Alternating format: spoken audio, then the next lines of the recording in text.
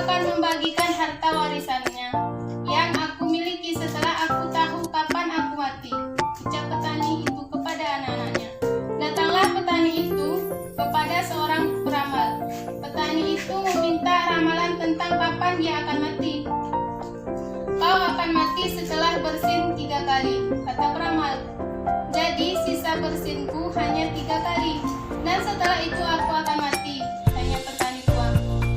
Memastikan peramal itu mengangguk. Petani tua lalu pulang. Dalam perjalanan pulang, di sepanjang jalan menuju rumahnya terdapat banyak debu yang bertaburan. Hal itu membuat petani tua bersin. Bersinku tersisa 2 kali lagi, setelah itu aku akan mati, ujar petani tua. Sesampainya di rumah, petani pergi ke penggilingan gandum. Ia ingin menggiling gandum agar menjadi tepung. Saat menggiling gandum, hidungnya menghirup debu. Kembali ia bersin. Oh tidak, sisa bersinku tinggal 1 kali. Itu artinya aku akan segera mati, kata petani tua. Usai menggiling gandumnya, petani tua mengambil tepung gandum miliknya. Dalam perjalanan pulang, tak sengaja hidungnya menghirup tepung gandum yang sedang dipangkulnya. Oh berarti sudah hidupku, ujar petani. Kemudian ia menjatuhkan dirinya ke tanah. Ia mengira bahwa dirinya telah mati. Bersamaan dengan itu, datanglah seekor babi. Babi itu mengoyak tepung gandum milik petani. Melihat hal itu, petani malah diam saja. Andai aku masih hidup, pasti akan aku ambil tongkat dan pukul kau, babi, kata petani. Untunglah ada seorang pekerja penggiling yang melihat hal itu. Pekerja itu menggegas menghampiri petani tua. Hei petani, kenapa kau diam saja saat babi itu mengoyak tepung gandummu, kata petani. Tanya pekerja itu. Kalau aku masih hidup, pasti sudah aku pukul babi itu. Tetapi aku sudah mati, jawab petani.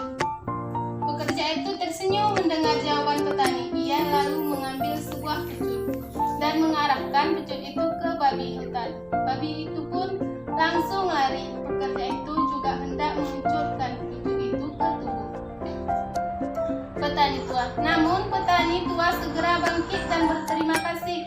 Terima kasih karena kau telah membangunkanku dari kematian. Jika tidak, aku pasti tidak akan hidup kembali, ucap petani tua. Pekerja kembali tersenyum mendengar jawaban itu petani tua itu lalu berbereskan gandumnya yang berserakan. Dia menyadari kesalahannya telah mencapai peramal. Nah, pesan moral dari cerita mendongeng manusia ini, petani tua dan ramalan adalah jangan percaya dengan ramalan yang dibuat oleh manusia. Percayalah kepada Tuhan yang telah memberikan banyak nikmat kepada kita.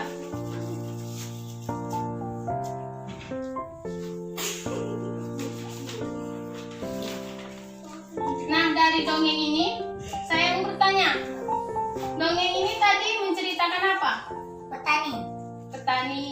Petani ini yang punya anak banyak dan sudah menikah. Di situ dia meminta warisan orang tuanya. Tapi kita nggak boleh terlalu percaya sama ramalan, karena ramalan itu tidak betul. Yang kita harus percaya adalah Tuhan yang Maha Esa. Nah, sekarang kita lanjut lagi ceritanya. Ini cerita binatang. Di sini ceritanya gajah, kerbau, dan harimau.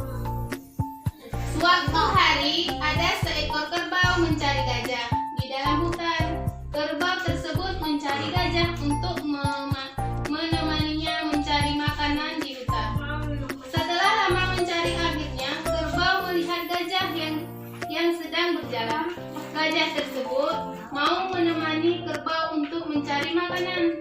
Tetapi sebelum bertemu gajah, sang kerbau menemui harimau terlebih dahulu.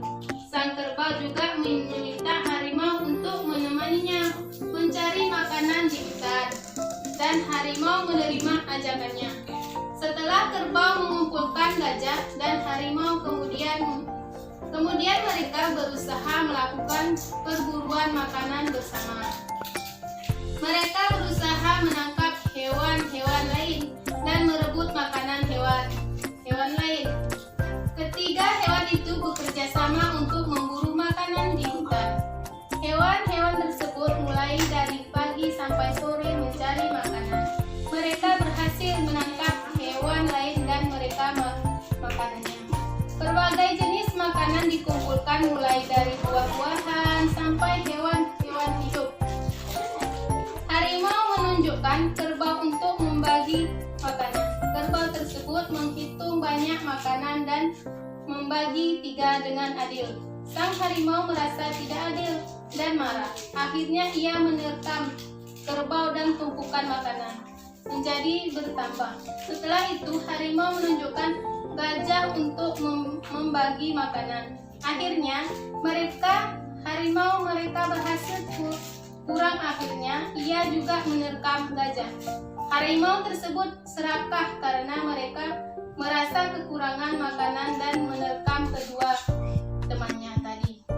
Nah, pesan moral dari contoh cerita pendek di atas ini, jangan memiliki sifat serakah dan kurang ajar agar tidak dijauhi oleh orang lain, karena pada suatu hari kita akan membutuhkan bantuan orang lain juga.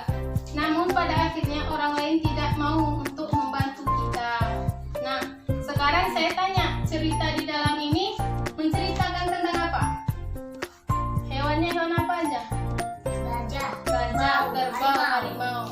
3. Nah, di sini menceritakan kan kita sebagai manusia kan nggak boleh serakah ya. Ya kakak. Tidak boleh kurang ajar. Karena dijauhi oleh orang-orang lain. Pengkhianat, jangan pengkhianat jadi orang.